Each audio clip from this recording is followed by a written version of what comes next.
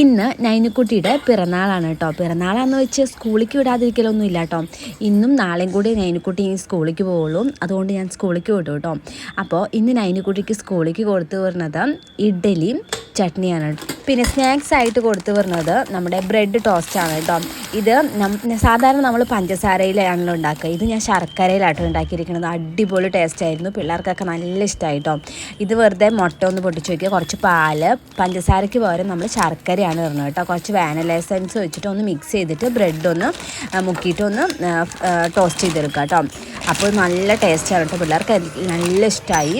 പിന്നെ നൈനുക്കുട്ടീനെ സ്കൂളിലേക്കൊക്കെ പറഞ്ഞു വിട്ടിട്ട് ഇന്ന് ഷൊർണൂർ റെയിൽവേ സ്റ്റേഷനിലേക്ക് ഒന്ന് പോകണമായിരുന്നു കേട്ടോ. കാരണം ഞാൻ നാട്ടിൽ ഓടിക്കുന്ന സ്കൂട്ടിയും ഒന്ന് പഞ്ചാബിക്ക് കയറ്റി അയക്കണമായിരുന്നു കേട്ടോ. അതുകൊണ്ട് പാർസൽ ഓഫീസിലേക്ക് ഒന്ന് പോയി.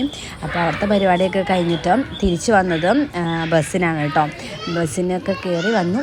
അപ്പോൾ ശരി, ടാറ്റാ, ബൈ ബൈ.